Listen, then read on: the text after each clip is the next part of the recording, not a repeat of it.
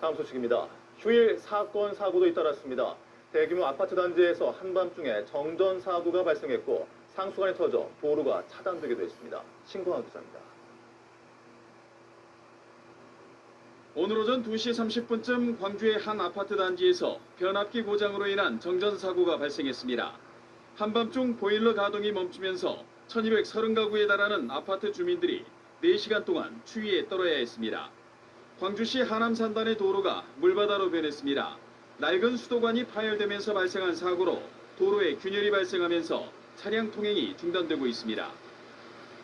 오늘 오후 1시쯤 순천시 덕월동 철길 보수공사장에서 56살 이모 씨가 기관차에 치여 병원으로 옮겼지만 숨졌습니다. 오늘 오전 3시쯤 목포시 대양동 아패대교 인근 도로에서 승용차가 가드레일을 들이받으면서 한 명이 다쳤습니다. 광주 동부경찰서는 초등학교 동창생과 고교생 등을 흉기로 위협한 혐의로 소방공무원인 48살 A씨를 불구속 입건했습니다. 광주지법은 선거운동 기간이 아닌 상황에서 지지를 부탁한 혐의로 기소된 전남지역 조합장 선거 낙선자 A씨에게 선거의 공정성을 해칠 정도는 아니라는 이유로 1심보다 감형된 벌금 70만 원을 선고했습니다. 어제 발생한 무등산 지산유원지 리프트 탑승객 추락 사고는 정비 불량이 원인인 것으로 추정되고 있습니다.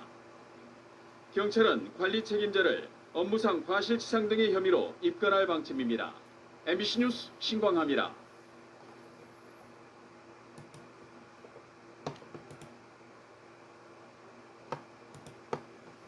어제 인천의 한 아파트 단지 전기실에서 불이 나서 870여 세대의 전기 공급이 끊겼습니다. 복구 작업이 늦어지면서 밤새 주민들이 불편을 겪었습니다. 경기도 용인에선 한 자원순환시설에 불이 나 소방당국이 대응 1단계를 발령하기도 했습니다. 방준원 기자의 보도입니다. 아파트가 온통 어둠으로 뒤덮였습니다. 주민들은 집을 나와 335 아파트 단지 곳곳에 모여 있습니다. 어제 낮 1시 50분쯤 인천 계양의 한 아파트 단지 전기실에 불이 났습니다. 불은 20여 분 만에 꺼지고 인명피해는 없었지만 단지 내 전기 설비가 불에 타 아파트 단지 870여 세대의 전기와 수도 공급이 중단됐습니다. 춥고 깜깜하고 습도가 있어가지고 화장실 같은 것도 불편하고 밤이라도 냉장고에 있는 거 어떻게 딱 났어요? 못 열어요. 왜요? 열면 안 되죠. 열면은 습도가 들어가면 빨리 더 녹잖아요. 전기 공급 중단이 길어지면서 한국전력이 임시 전신주를 설치해 전기를 공급하려 했지만 이마저도 비가 거세게 내려 작업이 중단됐습니다. 인천 계양구는 주민들을 위해 생수와 급수차 등을 지원했고 동사무소 등의 대피 공간을 마련하기도 했습니다. 해당 아파트 단지 측은 오늘 오전엔 복구를 마친다는 계획입니다.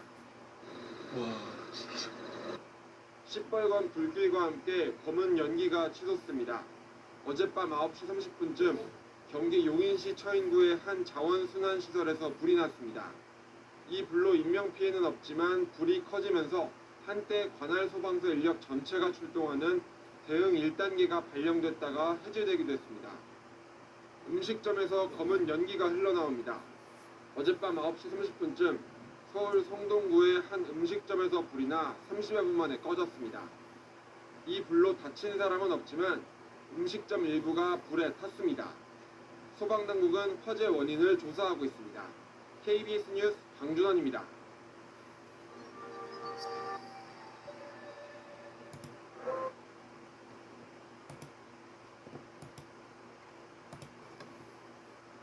네, 지난밤에도 폭염으로 인한 정전 사태가 속출했습니다. 차량 화재 소식도 또 전해졌습니다. 최유경 기자가 사건 사고를 종합했습니다. 밤 늦은 시각 주민 10여 명이 아파트 단지 앞 도로를 서성이며 연신 부채질을 합니다. 놀이터 벤치에 앉아 잠시 더위를 잊어보려고 하지만 절로 흘러내리는 땀은 어쩔 도리가 없습니다.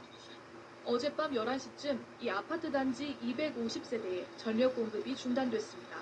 지금 집에 선풍기도 안 들어가고 도저히 깜깜해서 잠을 잘 수가 없어서 너무 더우니까 차에 에어컨을 틀고 안에서 그냥 텔레비 보고 있어요. 30년 넘은 낡은 변압기에 임시 방편으로 외부 변압기를 증설했지만 열대야의 전력 사용이 늘자 결국 다시 전기가 끊긴 겁니다.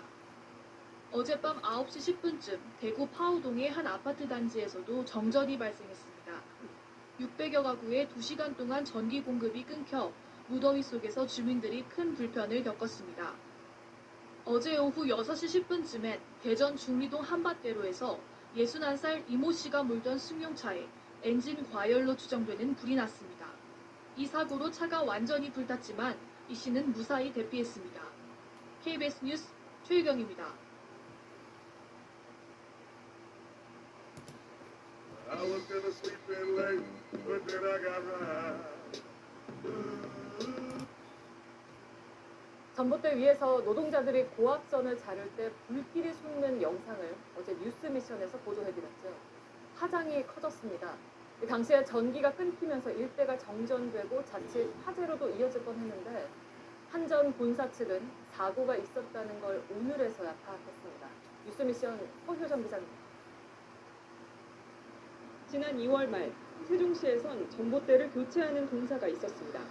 당시 영상을 보면 갑자기 고압선에서 시퍼런 불길이 치솟고 노동자들은 뒤로 휘청입니다. 대체 선로가 작동하지 않는 상태에서 살아있는 고압선을 자르면서 불길이 일어난 겁니다. 전기가 끊겨 주변 가구엔 정전도 일어났습니다. 하지만 한전 본사 측은 이 영상이 보도될 때까지 사고가 난 걸 몰랐습니다. 사실 그렇게 쓰는 경우가 없거든요. 결국은 의도됐다라고 우선 생각을 하거든요. 그것을 납득하기 위해서 확인을 하지 않았냐. 사고가 나면 그날 바로 조사를 나가야 하는데 이곳 한전 세종지사도 이를 모르고 있었습니다. 네, 당시에는 인지를 못했어요. 현장엔 관리 감독을 맡는 작업 책임자가 있었지만 전혀 보고가 되지 않은 겁니다. 한전 세종지사는 사고 한 달이 지난 3월 27일에서야 이를 파악했습니다. 한전 측은 보고해야 하는 사고 기준에 미치지 않아 알지 못했다며 사고 경위를 파악한 뒤 책임자 문책 등 징계를 했다고 밝혔습니다. 뉴스미션 서유정입니다.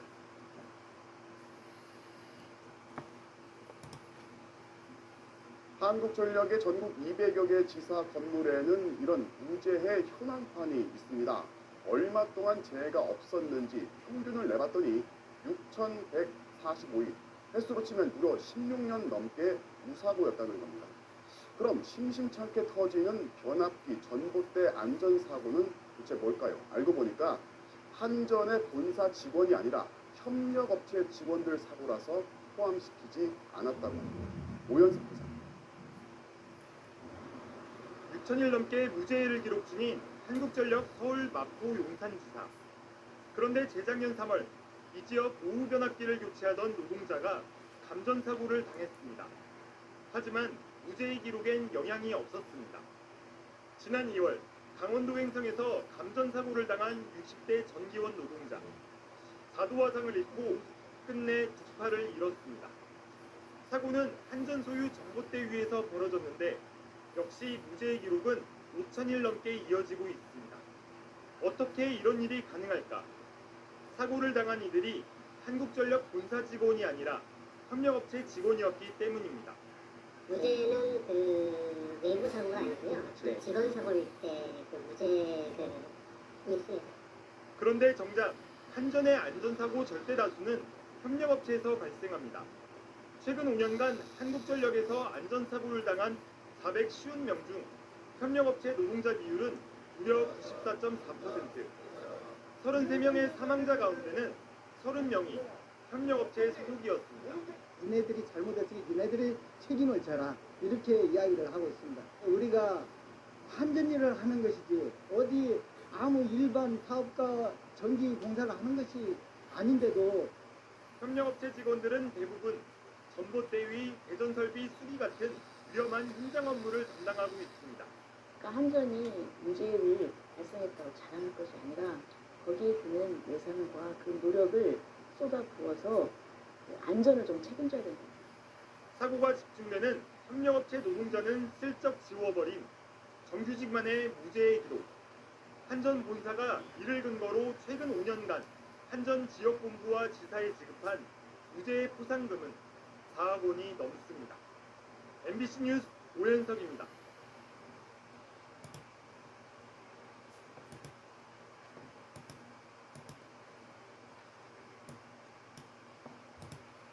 네, 이렇게 더운 날 많은 가정에서 에어컨이나 선풍기를 동시에 틀어서 전기 사용량이 늘어나면 갑작스럽게 정전이 올 수 있습니다.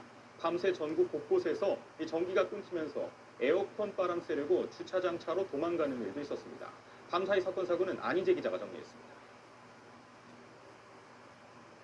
아파트 단지가 칠흑 같은 어둠에 휩싸였습니다. 서울 화곡동 일대 정전 신고가 접수된 건 어젯밤 10시 반쯤.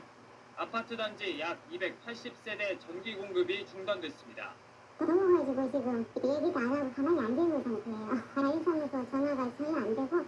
밤새 긴급 복구에 나선 한국전력 측은 아파트 자체 설비에 이상이 생겼다고 밝혔는데 여름철 전기 사용량 폭증이 원인일 가능성이 높은 걸로 전해졌습니다. 어젯밤 10시쯤 서울 동대문구 제기동 아파트에서도 전기 공급이 끊겼다가 30분 만에 재개되면서 폭염 속 불편이 이어졌고 101동에서 106동까지 전전되었습니다. 세대에서는 전기 제품 코드를 전부 뽑아주십시오. 전력 사용량을 자제해 주십시오. 저녁 8시쯤 충북 청주시 주민들 역시 정전 피해를 호소했습니다. 3시 반쯤 이제 정상이 됐다가 다시 이제 전기 들어왔다가 다시 또 나간 거죠. 차라리 그냥 에어컨 틀고. 시뻘건 불길이 검정색 차량을 집어삼켰습니다. 어제 저녁 7시 40분쯤 수도권 제1순환고속도로 장수나들목 근처를 달리던 승용차에 불이 붙었다 20분 만에 꺼졌습니다. 다친 사람은 없었지만 수습 과정에서 퇴근길 정체가 이어졌습니다. 소방당국은 노후 차량 엔진룸에서 불이 시작됐을 가능성에 무게를 두고 있습니다. 밤 10시쯤 경기 수원시 한 아파트 에어컨 실외기에서도 화재가 발생해 주민 200여 명이 대피했습니다. 소방당국은 진화인력 60여 명을 투입해 30분 만에 불을 껐습니다. SBS 안희재입니다. 잠들기 힘든 더운 밤이 이어지는 가운데 어젯밤 전국에서 정전이 잇따랐습니다. 전기가 끊긴 아파트 주민들이 무더위 속 큰 불편을 겪었습니다. 사건 사고 소식 신영식 기자가 취재했습니다. 어두운 밤 아파트 전체가 불 켜진 곳 하나 없이 시꺼멓습니다. 어제 저녁 7시 50분쯤 경기 고양시의 한 아파트의 전기 공급이 모두 끊겼습니다. 약 660세대가 사는 이 아파트의 전력 사용량이 늘어나면서 변압기가 과부하로 고장이나 작동이 멈춘 겁니다. 집에서 먹으려고 준비하다가 불이 갑자기 꺼져서 밖에 나가서 먹고 왔어요. 음식이 가득한 냉장고가 멈춘 것도 문제지만 냉방기가 작동하지 않는 집에서 당장 잠에 드는 것도 걱정입니다. 너무 더워요. 지금 땀이 계속 지금 막 흐르고 있어요. 냉장고도 걱정이고 이제 오늘 저녁에 잘 것도 걱정이고. 아파트 측은 고장난 변압기의 교체 작업이 늦어졌다며 빨라도 오늘 아침이 돼야 정상화될 걸로 보고 있습니다. 부산에서도 아파트 정전으로 약 290세대의 주민이 불편을 겪었습니다. 어제 오후 4시쯤 알 수 없는 이유로 전기가 끊긴 뒤 14시간 넘도록 정전이 이어지고 있습니다. 엘리베이터가 되는 것도 아니거든요. 지금 더운데 계속 밖에 있고 집이 31층인데 올라가지도 못해요. 한국전력공사 측은 아파트 자체 설비 문제로 추정된다며 날이 밝는 대로 정확한 원인을 파악해 조치하기로 했습니다. SBS 신용식입니다.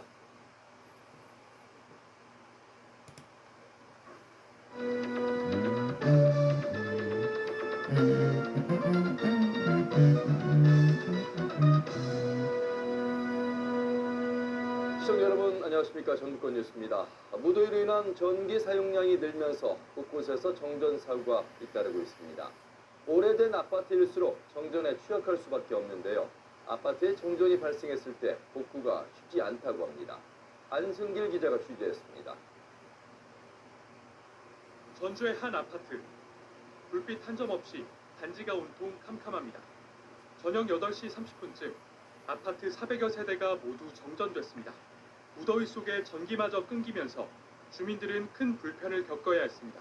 천둥 번개 치는가 무엇이 터졌는가 했어요. 그랬더니 막 펑 하면서 그게 막 터져는 정전이 싹 된 거예요. 너무 놀랐어요. 주민들이 안 자고 다 나왔죠. 그 시간에 더웠고 하니까. 원인은 아파트로 들어오는 전기의 관문에 해당하는 변성기와 변압기 한 대가 고장났기 때문. 긴급 복구를 통해 4시간여 만에 전기 공급은 재개됐지만 불안은 여전합니다. 이전에도 좀 이렇게 비슷한 일들이 있었죠. 예, 지금 한 3년? 그때 한 번 정도 있었어요. 아파트가 정전되면 복구 작업은 한전이 아닌 관리사무소와 계약한 민간 업체의 몫입니다. 내부 설비 등이 주민들의 자산이다 보니 직접 관리하게 돼 있기 때문인데 대응이 쉽지 않습니다. 그 안에 있는 변압기까지를 관리를 해주는 제도가 되어야 주민들한테도 이익도 되고 전기요금 웬만큼에 대한 혜택도 보고. 지은 지 26년 된 이 단지처럼 노후화가 진행될수록 정전 위험도 커지는 게 현실. 25년이 넘은 노후 아파트의 정전 발생률은 15년 미만인 곳보다 9.5배 높습니다. 설비는 낡고 설계 용량은 과거 기준에 맞춰진 반면 폭염 속 전기 사용량이 급증하면서 정전으로 이어지는 겁니다. 전북에서 지어진 지 15년 넘은 아파트 가운데 세대당 공급 용량이 3kW 이하여서 개선이 필요한 단지는 370여 곳. 결국 설비를 새 것으로 교체해야 하는데 주민들이 비용 부담을 느껴 미루는 경우도 많습니다. 용량 증설이나 노후비가 그대로 있고 또 아파트에 대한 전기 안전 관리가 이직이 많습니다. 그러다 보니까 거기에 대한 매뉴얼이 없고 예방 방법은 사실 점검 보수밖에 없습니다. 준공 15년이 넘으면 한전과 정부가 변압기 교체 비용의 80%를 지원하는 만큼 제도를 활용하는 것도 필요해 보입니다. KBS 뉴스 안승길입니다. 시청자 여러분 안녕하십니까? 전북 7시 뉴스입니다. 아파트 철근 누락으로 국토교통부로부터 징계를 받은 GS건설이 익산에도 아파트를 짓고 있는데요. 아파트 천장에서 빗물이 새는 모습이 KBS 취재 결과 확인됐습니다. GS건설 측은 안전 점검에 나섰습니다. 첫 소식 김규희 기자입니다. GS건설이 시공하는 아파트 건설 현장. 갈라진 틈새로 빗물이 줄줄 새 바닥이 이미 흥건합니다. 균열은 천장 부분에 길게 이어져 있습니다. 2년 뒤 입주 예정으로 공정률은 현재 30% 정도인데 38층으로 지어질 건물의 5층에서 천장 균열이 확인됐습니다. 작업을 하다가 비가 와서 피신을 한 거예요. 내려와서 그 밑에 막 천장에서 쓰니까 이게 너무 심하게 되니까. 콘크리트가 마르면서 생긴 균열이라고 밝힌 GS건설.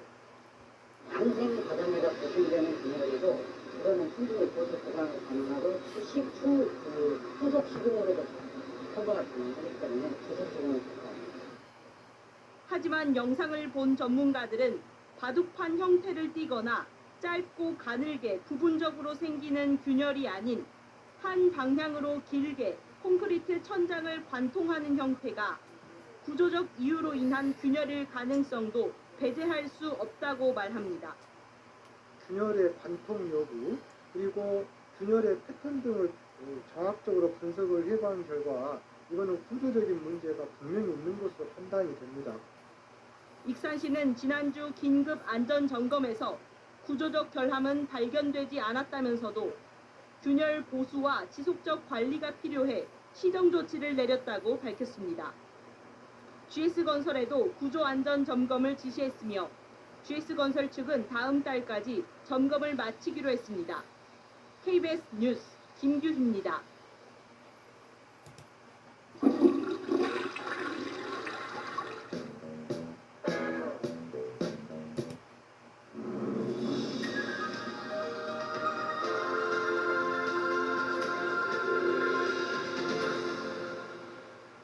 안녕하십니까. 9시 전북권 뉴스입니다.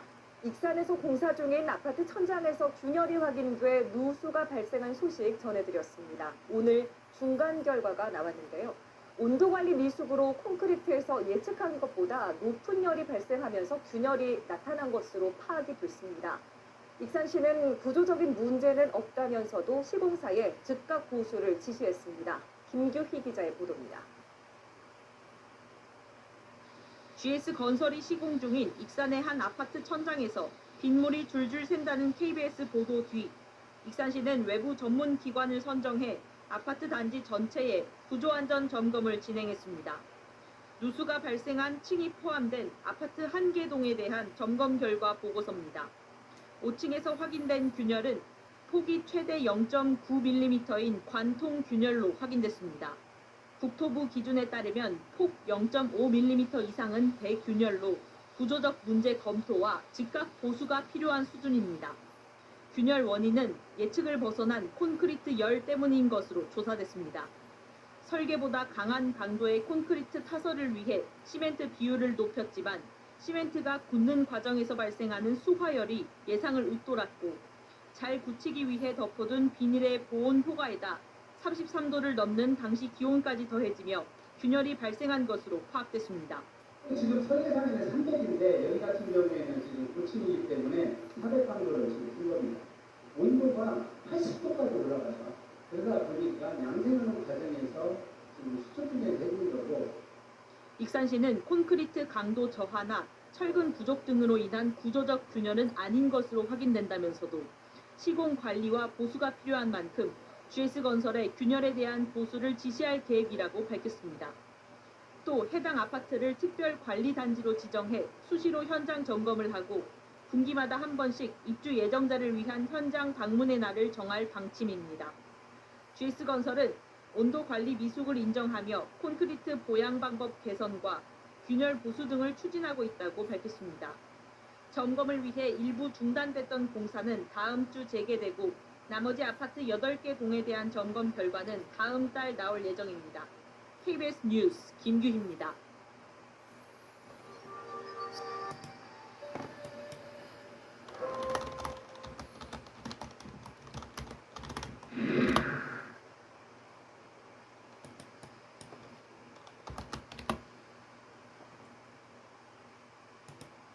사건 사고 소식입니다. 밤사이 전국에서 크고 작은 교통사고가 잇따랐습니다.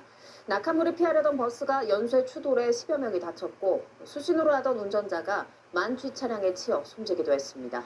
이승지 기자입니다. 깨지고 뜯겨진 버스 앞유리 사이로 구조대원들이 인명구조에 나섭니다. 도로엔 볏짚 더미가 어지럽게 널렸습니다. 바퀴 다 떨어졌고. 떨어졌어요. 여기 버스.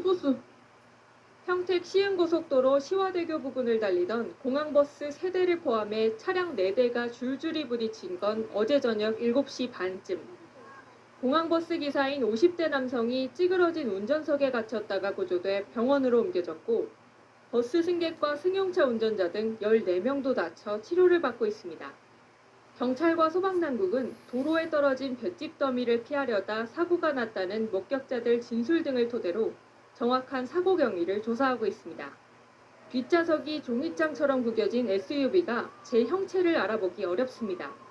오늘 새벽 남해고속도로 부산 방향 동김해 나들목을 달리던 승용차가 고장으로 멈춰서 있던 SUV를 들이받았습니다.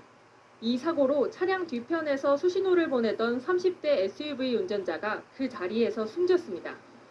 경찰은 면허 취소 수준의 만취 상태로 승용차를 몰던 30대 음주운전자가 고장 차량을 제때 피하지 못해 사고를 낸 것으로 보고 있습니다.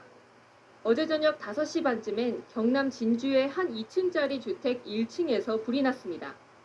불은 30분 만에 꺼졌지만 거동이 불편한 70대 남성이 거실에서 숨진 채 발견됐고 부인인 60대 여성도 연기를 마셔 병원으로 옮겨졌습니다.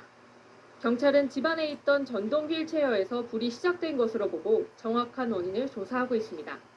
경기 파주에선 어젯밤 50대 여성이 한 숙박업소에서 숨진 채 발견돼 경찰이 유력 용의자인 50대 남성을 체포했습니다.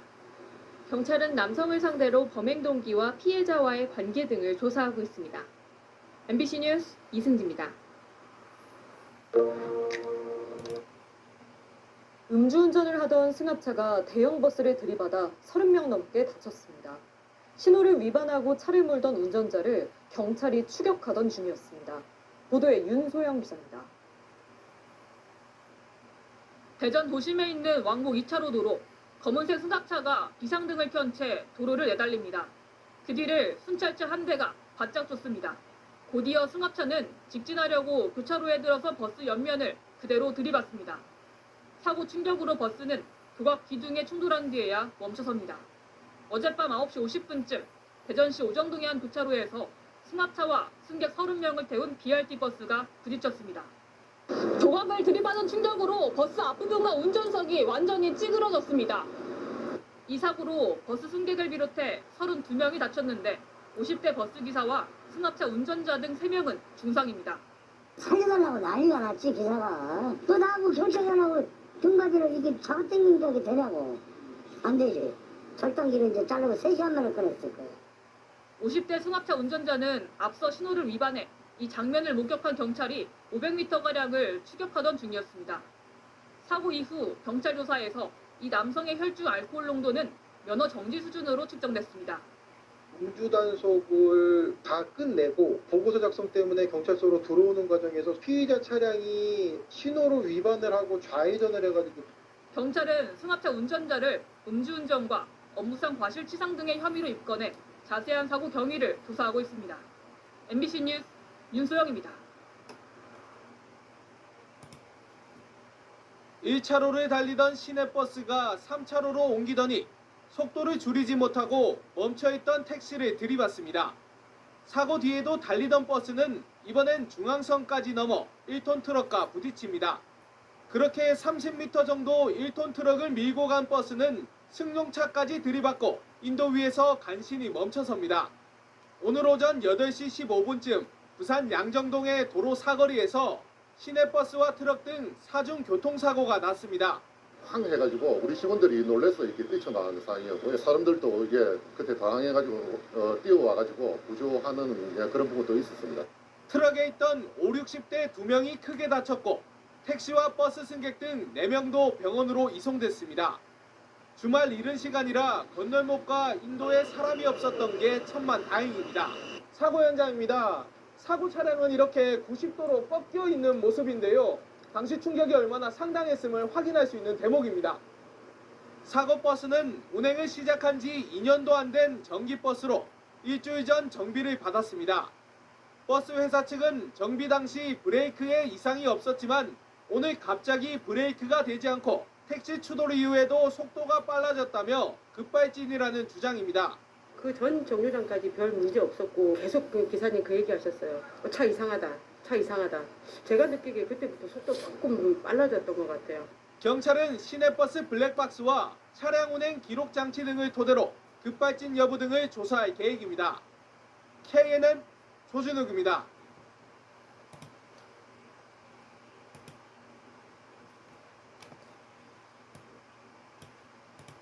어젯밤 서울에서 시내버스와 승합차가 정면으로 충돌해 여러 명이 다치는 사고가 발생했습니다. 화물차가 택시를 들이받는 사고도 있었습니다. 밤사이 사건 사고 신지원 기자가 보도합니다. 승합차 앞부분이 종잇장처럼 찌그러졌습니다. 구급대원들이 차 안에서 다친 사람을 꺼내 밖으로 옮깁니다. 어제 저녁 8시 10분쯤 사거리에서 마주 달리던 시내버스와 승합차가 충돌했습니다. 이 사고로 승합차 운전자와 버스 승객 등 6명이 다쳐 병원 치료를 받았습니다. 경찰은 마주오던 승합차가 중앙선을 넘었다는 버스기사의 진술을 토대로 정확한 사고 원인을 조사하고 있습니다.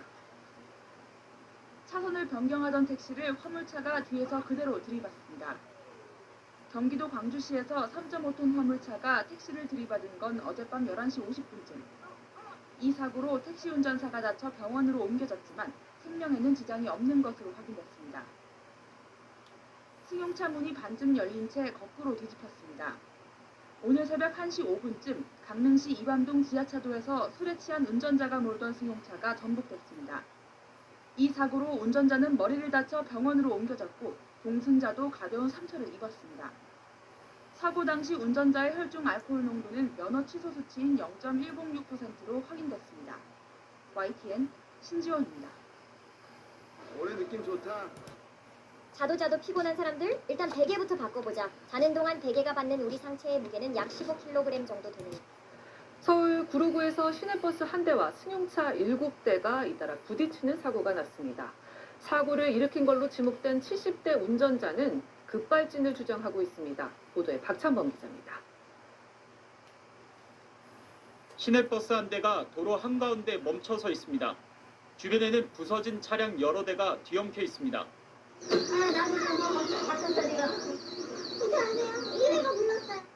오늘 낮 12시 10분쯤 서울 구로구 고척교에서 시내버스 한 대와 승용차 7대가 잇따라 부딪혔습니다. 사고 충격 여파로 버스 앞쪽과 승객 출입구 쪽 유리창이 모두 산산조각 났습니다. 이 사고로 승용차 조수석에 있던 70대 여성 1명이 크게 다치고 버스 승객 등 8명이 가벼운 부상으로 치료를 받았습니다. 경찰은 70대 여성 A씨가 운전하던 승용차가 우회전 전용 차선에서 직진하다가 다른 차량과 부딪히면서 사고가 시작된 것으로 보고 있습니다. A씨 승용차와 부딪힌 버스가 다시 맞은편 차량들과 잇따라 충돌하면서 피해가 커졌다는 겁니다. 경찰 관계자는 운전자 A씨는 급발진 때문에 사고가 난 것이라고 주장하고 있다고 밝혔습니다. 경찰은 피해 차량 블랙박스 영상과 목격자 증언 등을 토대로 사고 경위를 조사할 예정입니다. 앞 범퍼가 떨어져 나간 승용차가 우체국 앞 인도에 올라가 있습니다. 우체국 출입문과 유리창은 부서져 있고 주변에 있던 전동 킥보드는 2동강이 났습니다. 오늘 새벽 4시 반쯤 전북 전주시 덕진동에서 30대 남성 B씨가 몰던 승용차가 우체국으로 돌진했습니다. B씨는 사고 당시 혈중 알코올 농도가 면허 취소 기준인 0.08%를 넘은 음주 상태였습니다.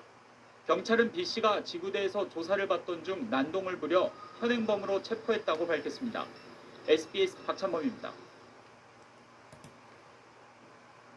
서울 구로구에서 시내버스를 포함한 차량 8대가 추돌하며 11명이 다쳤습니다. 첫 사고를 낸 차량의 70대 운전자는 급발진을 주장하고 있는 것으로 알려졌습니다.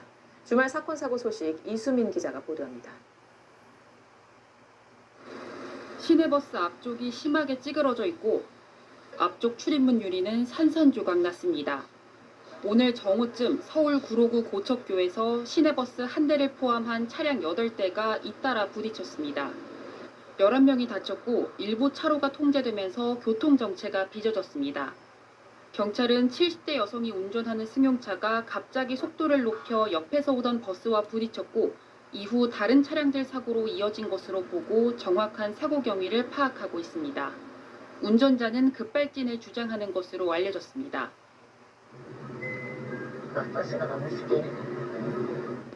오전 11시 반쯤 경부고속도로 서울 방향 안성휴게소 근처에서 버스 2대가 추돌해 승객 3명이 다쳤고 1시간쯤 뒤에는 청주휴게소 근처에서 버스 2대 등 차량 7대가 잇따라 추돌했습니다. 앞부분이 크게 찌그러진 승용차를 인도 밖으로 끌어냅니다. 새벽 4시 반쯤 전북 전주시에서 음주운전 차량이 우체국으로 돌진한 겁니다. 운전자의 혈중 알코올 농도는 면허 취소 수준이었던 것으로 알려졌습니다. 바다 위 화염에 휩싸인 어선에 해경이 연신 물을 뿌립니다. 오전 8시쯤 충남 태안군 을미도 근처에서 조업 중이던 어선에서 불이 나 1시간 만에 꺼졌습니다. 배에 타고 있던 40대 선장 등 2명은 무사히 구조됐습니다. 충북 청주시에서는 전 부인을 흉기로 살해한 혐의를 받는 이집트 국적 30대 남성이 오전 7시쯤 붙잡혔습니다. 경찰은 범행 현장 근처에 숨어있던 남성을 긴급 체포하고 구속영장을 신청했습니다. KBS 뉴스 이수민입니다.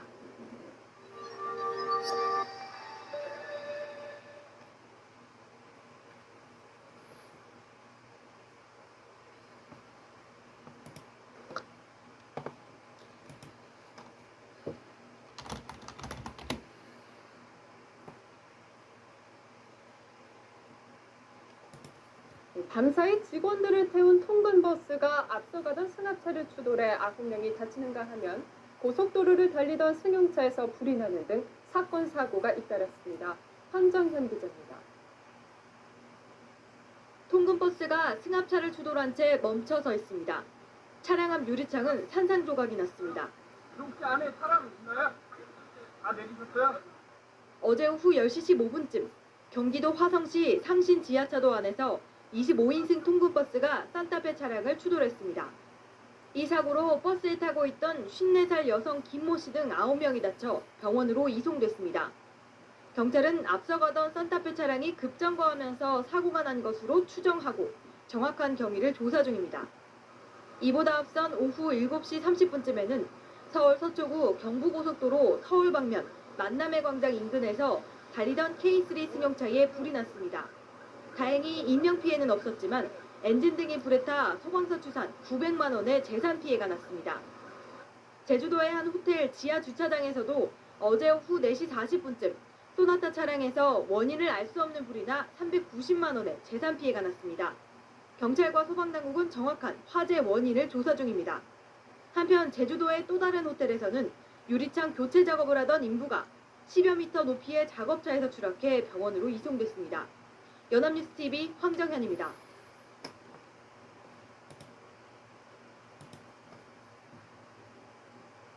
전북 고창에서 통근버스와 승용차가 충돌하면서 2명이 숨지고 7명이 다쳤습니다.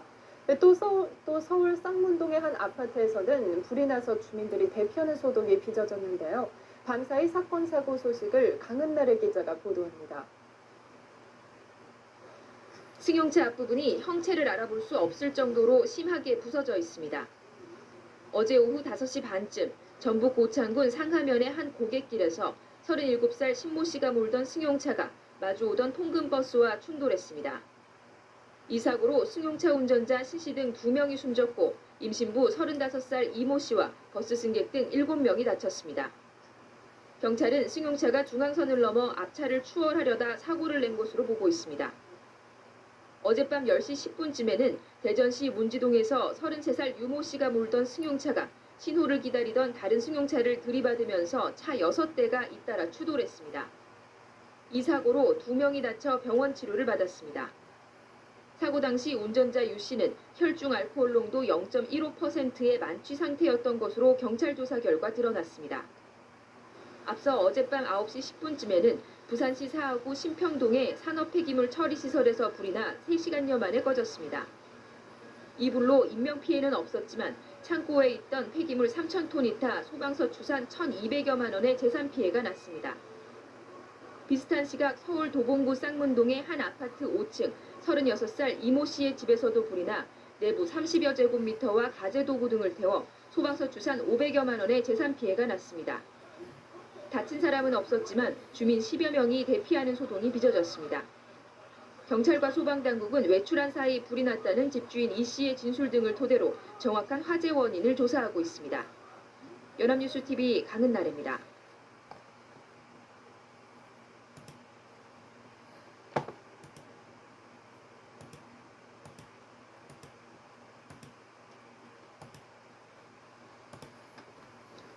오늘 새벽 인천공항고속도로에선 통근버스가 승용차와 부딪혀 도로 밖으로 추락했습니다.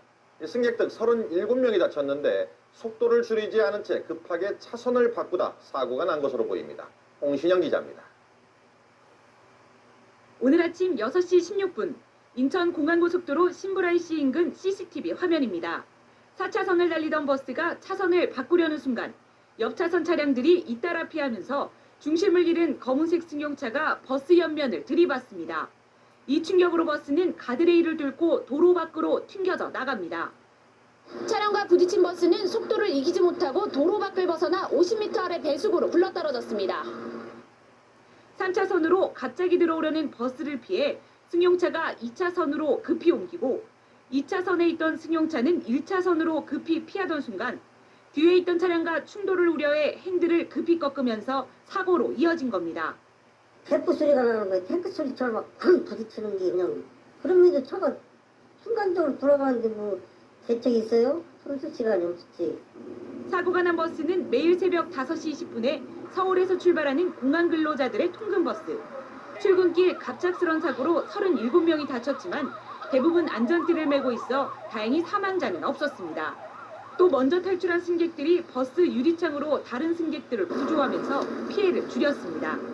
경찰은 CCTV 화면을 근거로 과속과 끼어들기 등 불법 행위가 있었는지 조사 중입니다. MBC 뉴스 홍신영입니다.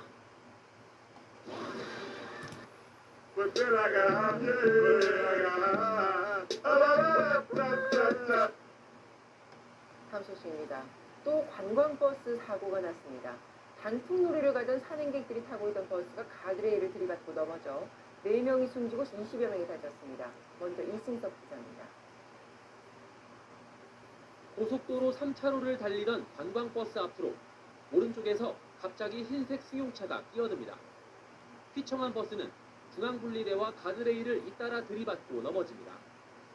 일부 승객은 밖으로 빠져나왔지만 수십 명은 버스 안에 갇힌 상태, 구조 요청이 이어집니다. 지나던 운전자와 경찰, 부상자까지 힘을 합쳐 넘어진 버스를 세우려 안간 힘을 씁니다. 어떡하면 좋아, 사람들이 못 나오고 있어.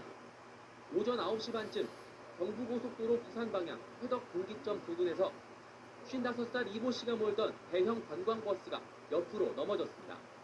사고의 충격으로 버스 한쪽은 마치 종이장처럼 구겨졌고 물건들이 밖으로 쏟아지면서 도로는 아수라장으로 변했습니다. 이 사고로 승객 75살 이모 씨 등 4명이 숨지고 22명이 다쳤는데 8명은 중상입니다. 모두 경기도 수원의 산악회원들로 단풍놀이차 전북 완주 대둔산으로 가던 중이었습니다. 경찰은 관광버스가 갑자기 끼어든 승용차를 피하려다 난 사고로 보고 있습니다. 자기 차량 앞으로 끼어들어서 그 차량을 피하기 위해서 핸들을 꺾는 바람에 균형을 잃고 경찰은 관광버스 기사를 상대로 과속 여부 등을 조사하고 버스 앞에 끼어든 승용차를 추적해 과실이 확인되면 형사 입건할 방침입니다. MBC 뉴스 이승섭입니다.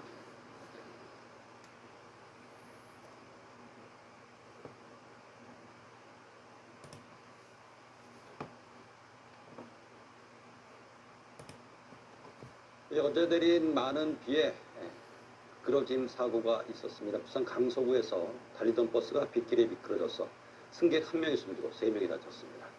밤사이 사건 사고 소식 신정 기자입니다. 버스가 도로가 화단을 덮쳤고 가로수는 뿌리째 꺾였습니다. 소방대원들은 승객을 구조하기 위해 쓰러진 버스를 있는 힘껏 들어올립니다. 어제 오후 5시 20분쯤 부산 강서구의 4차선 도로를 달리던 25인승 버스가 전복됐습니다. 사고 버스는 구 체육센터에서 운행하는 직원용 통근버스입니다. 당시 운전자를 포함해 6명이 타고 있었는데 이 사고로 61살 여성 승객이 숨졌고 승객 3명이 다쳐 인근 병원으로 옮겨졌습니다. 경찰은 버스가 빗길에 미끄러진 걸로 보고 정확한 사고 경위를 조사하고 있습니다. 주택가 한복판이 가로등불 하나 없이 칠흑처럼 깜깜합니다. 어제 저녁 7시 20분쯤 인천 서구 연희동 일대 주택 140여 가구가 3시간가량 정전 피해를 겪었습니다. 한국전력공사는 거센 비바람에 흔들린 가로수가 고압 전선을 건드리며 정전이 난 걸로 보고 있습니다. SBS 신정은입니다.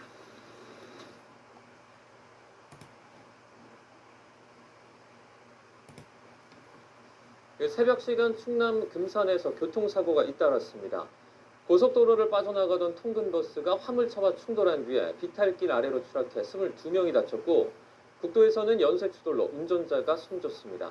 이상곤 기자입니다. 고속도로 보호난간이 휘어져 있고 그 아래로 빨간색 버스가 누워 있습니다. 사고 충격으로 버스 앞 유리창은 완전히 부서졌습니다. 새벽 시간 통영 대전 고속도로 금산나들목 인근에서 한국타이어 직원들을 태운 통근버스가 중앙분리대 연석을 넘어 맞은편에서 오던 18톤 화물차와 부딪혔습니다. 통근버스에는 50대 운전자를 포함해 23명이 타고 있었는데 22명이 가벼운 부상으로 병원에 옮겨졌습니다. 경찰이 버스 운전자의 혈중 알코올 농도를 측정한 결과 음주 상태는 아니었던 것으로 확인됐습니다. 사고 지점은 고속도로 진출입이 이루어지는 곡선 구간. 버스 운전자는 빗길에 차가 미끄러졌다고 경찰에 진술한 것으로 전해졌습니다. 하지만 경찰이 화물차 블랙박스를 확인해 본 결과 버스 운전자의 핸들 조작이 제대로 이루어지지 않았던 것으로 조사됐습니다. 사고 버스 운전자는 음주 상태는 아니었고요. 사고 구간이 내리막 곡선 구간이었다 보니까는 운전자가 조작 미숙으로 중앙선 연석을 침범해서 상대방 차량과 충돌한 사고로 보입니다. 화물차 앞부분이 심하게 부서지고 도로는 하얀색 페인트로 뒤덮였습니다. 충남 금산군 금성면 한 국도에서 3.5톤 화물차가 앞서가던 굴착기를 들이받은 뒤 넘어졌습니다. 뒤따르던 SUV도 사고를 피하지 못하고 넘어진 화물차를 들이받았습니다. 이 사고로 60대 화물차 운전자가 숨지고 다른 운전자 2명이 다쳐 치료받고 있습니다. 경찰은 숨진 화물차 운전자가 굴착기를 제때 발견하지 못해 사고가 난 것으로 보고 정확한 경위를 조사하고 있습니다. YTN 이상곤입니다.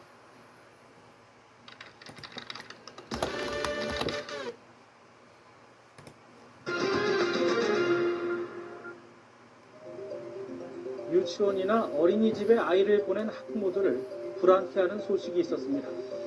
4살 배기 아동이 어린이집 통학 차량에 치여 숨지는 끔찍한 사고가 또 일어난 건데요. 잊을만하면 이렇게 벌어지는 통학 차량 사고 통계를 봤더니 한 해 평균 80여 명의 어린이가 통학 차량에 치여 다치거나 숨지고 있다고 합니다. 반복되는 사고를 막기 위해 올해 1월부터 이른바 세미법이 시행됐지만 법 시행이 무색하게 또다시 이런 사고가 일어나고 말았습니다. 오늘 뉴스 라잡기는 어린이집 통학 차량 사고에 대해 취재했습니다.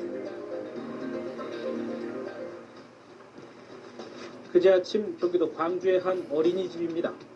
노란색 통학버스가 도착하고 아이들이 차례로 버스에서 내립니다. 여느 때와 다를 것 없는 어린이집의 아침 풍경.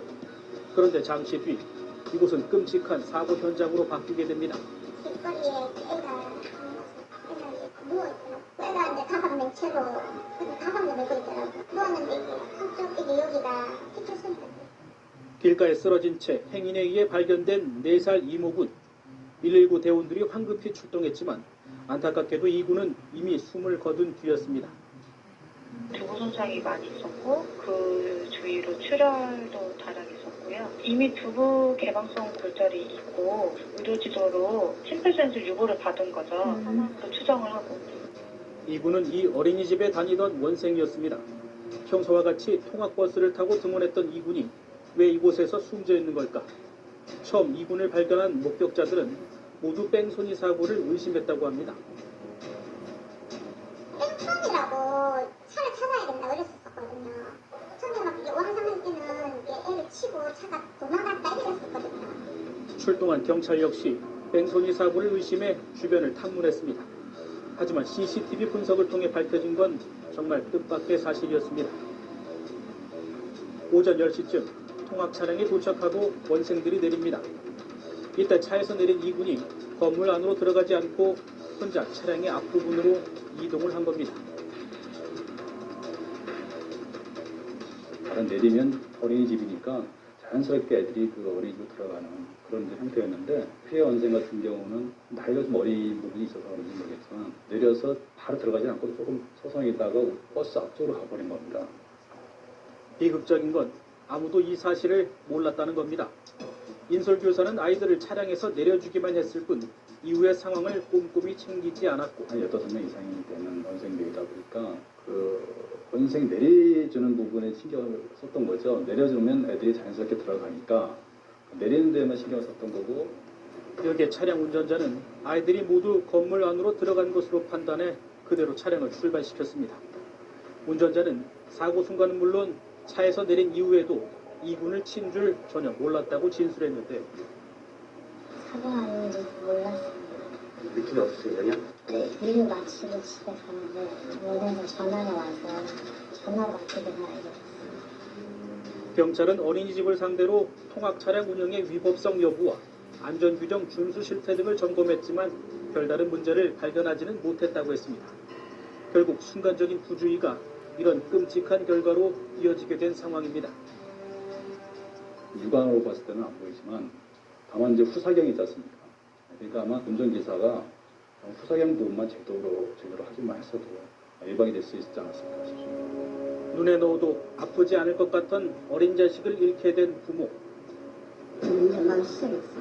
이제 할아버지 엄마 이제 내 엄마 조금 있어지면 다 하고 싶어. 제가 이제 하고 싶은 거 이제 하려고 했는데 지금 하고 싶은 거 이제 믿을 수 없는 사고 소식을 접한 유가족은 지금 하늘이 무너지는 심정입니다. 너희는 차도 잘하려고 한다는데 근데 왜 툭치도 모르고 기사가 내려와서 한 바퀴 돌고 확인하고 가는 게 있는데 무조건 툭 가는 거 아니에요. 확인을 됐다고 확인을 여기까지 어떻게 애들을 보내고 어떻게 지난해 5월 경남 양산에서는 유치원에 가는 오빠를 배웅하러 나온 3살 어린이가 유치원 통학 차량에 치여 숨졌고 경북 포항에서는 어린이집에 등원하던 3살 어린이가 자신이 타고 온 통학 차량에 치여 사망하는 사고가 일어나기도 했습니다.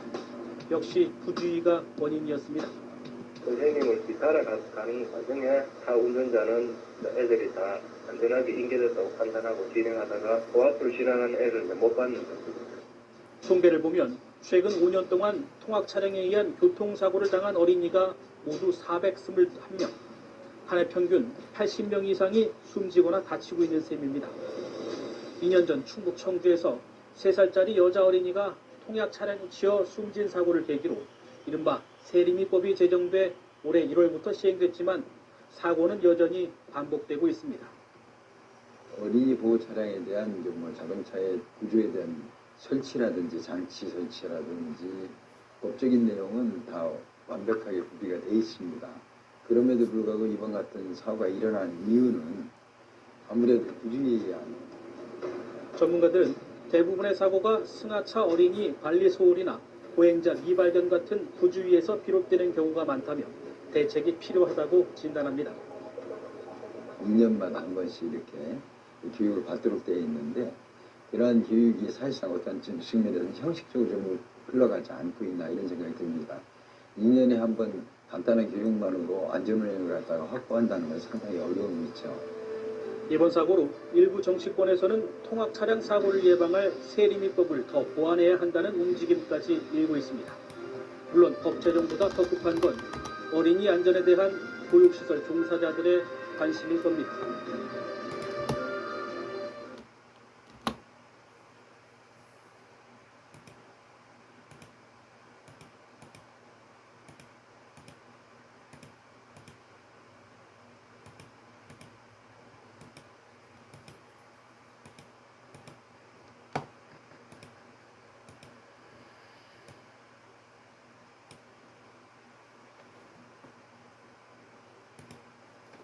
악사 365 케어. 마일리지 할인도 가입 즉시 케어. 악사. 오늘 오전 고등학생들을 태운 통학버스가 교통사고를 내 버스에 타고 있던 학생 한 명이 사망했습니다. 경찰은 해당 운전기사가 신호를 위반해 사고를 낸 것으로 보고 있습니다. 우한솔 기자가 보도합니다. 노란 통학버스 한 대가 도로 위에 넘어져 있습니다. 소방대원들은 버스의 앞유리를 통해 안으로 들어가 학생들을 구조합니다. 사고가 난 건 등교 시간인 오늘 오전 7시 25분쯤 송파구의 한 교차로에서 직진하던 통학버스가 오른쪽에서 직진해오던 승용차와 부딪힌 겁니다. 통학버스는 오른쪽에서 오던 승용차를 피하려다가 맞은편 중앙선을 넘어갔고 결국 마주오던 승용차 2대와도 추가로 충돌하면서 뒤집혀버렸습니다. 경찰 조사 결과 해당 통학버스는 신호를 위반한 채 직진하려다 사고를 낸 것으로 확인됐습니다. 이 사고로 버스에 타고 있던 19살 A군이 크게 다쳐 인근 병원으로 옮겨졌지만 결국 숨졌습니다. 사고 당시 버스에는 A군을 포함해 학생 12명이 있었는데 사고 직후 모두 병원으로 옮겨졌고 이 가운데 한 명도 크게 다쳐 치료를 받고 있는 것으로 알려졌습니다. 경찰이 운전기사 47살 B씨를 상대로 1차로 조사한 결과 단속 기준에는 미치지 않는 혈중 알코올 농도 0.01% 수치가 확인됐습니다. 미약한 수준이지만 경찰은 정확한 수치를 확인하기 위해 B씨에 대한 체열 검사에 나섰습니다. 또 B씨를 업무상 과실치사상죄로 입건하는 한편 사고 당시 학생들이 안전띠를 착용하고 있었는지 등을 확인하고 있습니다. KBS 뉴스 우한솔입니다.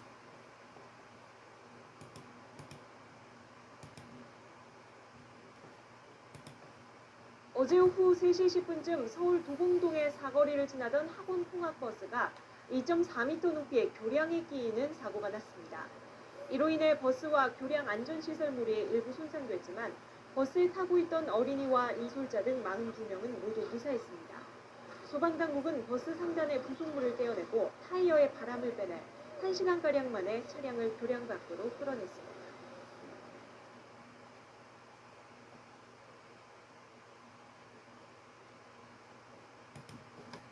유치원이나 학원의 통학 차량은 해당 기관이 소유한 차량이라고 생각하는 분들 많으실 텐데요. 실제로는 개인 차량 기사들이 직접 운영하는 경우가 더 많습니다. 그런데 차량 기사와 교육기관을 중개하는 업체들이 지나치게 높은 수수료를 받으면서 기사들이 피해를 보고 있다는 주장이 나옵니다. 신주영 기자입니다. 어린이집 등하원용 승합차를 운행하는 기사 A씨. 학원과 운전기사를 이어주는 전문 중개업체를 통해 일자리를 얻었습니다. 학원에서 받는 한 달 급여는 250만 원 남짓. 업체 측은 중개 수수료라며 월급의 40%에 해당하는 100만 원을 받아갔습니다. 소개비 100만 원 줬거든요. 150만 원이야. 보통 한 60, 70km 뛰면 지금 같은 경우는 한 50만 원이 넘게 갔거든요. 한 달 10만 원 꼴이다. 또 다른 중개업체입니다. 급여의 10%를 선불로 받고 매달 급여의 3, 4%씩 떼어가고 있습니다. 관리비, 병원비, 100만 원에 상품 보수는 회원비를 받는 걸 받고 그거를 돈 많이 받는다 하는 거는 어린이집과 학원 상당수는 버스 구입비와 기사 채용 부담을 이유로 통학 차량을 직접 운영하지 않는 상황. 전국 학원연합회는 통학 차량의 70% 이상이 개인 차주의 지입차를 이용하는 것으로 추산하고 있습니다. 그런데 전문 중개업체가 중간에서 일감을 독점하다 보니 건건이 계약하는 기사들은 과도한 수수료에도 중개업체의 눈치를 볼 수밖에 없습니다. 많이 알고 있으니까 그거니 하면은 무슨 사람 구해줄 수 있어요. 빨리 구해주니까 속에 쓴다는 메모 하에 너무 통기치하던 거 아니라 너무 걸리게 되던데. 업계에서는 통학 차량이 어린이 안전 문제와 직결되는 만큼 학원과 기사들을 연결하고 관리하는 공공중개 플랫폼이 필요하다고 지적합니다. 고효과 속에 높은 수수료 부담까지 통학 차량 운전자들의 한숨이 깊어지고 있습니다. KBS 뉴스 신주현입니다.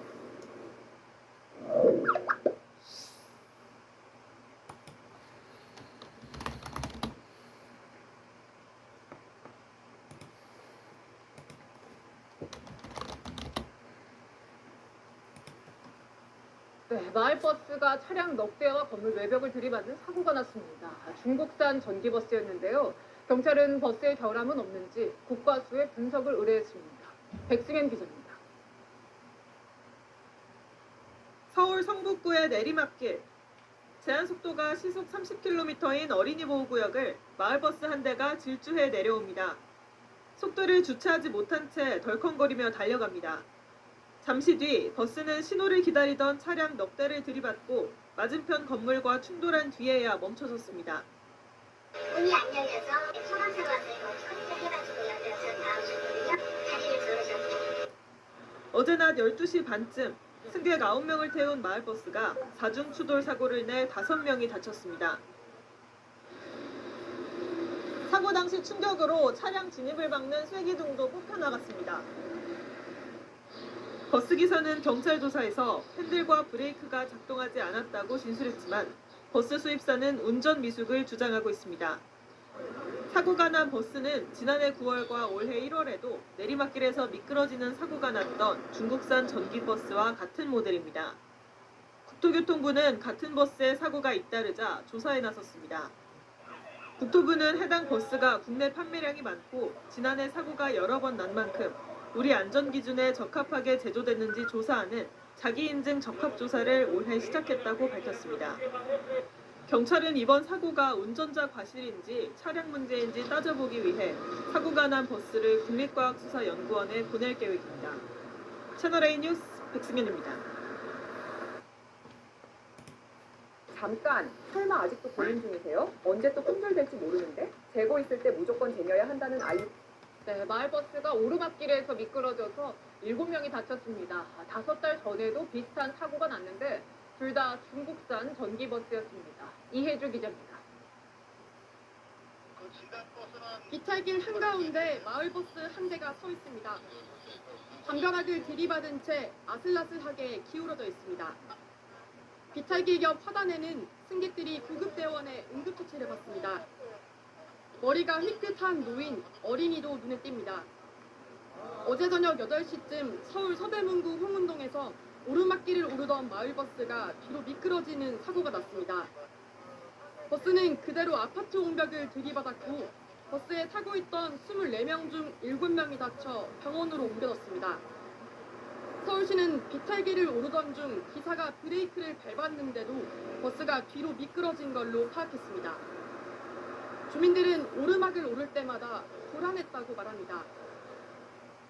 운전사 아저씨가 항시 그거 잡으라고 그래요. 손잡이 잘 잡으시라고 여기 올라오다가 밑으로 가끔씩. 한두 달 전에도 그래서 계속 그랬어요. 그럼 차 타고 가려 하다가 사람 보고는 안 타고 이제 여기 걸어와가지고. 이번에 사고가 난 차량은 중국산 전기버스. 지난해 9월에도 서울 종로구에서 언덕을 오르던 마을버스가 뒤로 밀려 다른 차량과 부딪히는 사고가 있었는데 이번에 사고가 난 버스와 같은 중국 회사의 차량이었습니다. 서울시는 이번 사고가 차량 자체 결함이었는지 빙판길 등 외부 요인이 작용했는지 등을 조사하고 있습니다. 채널A 뉴스 이혜주입니다.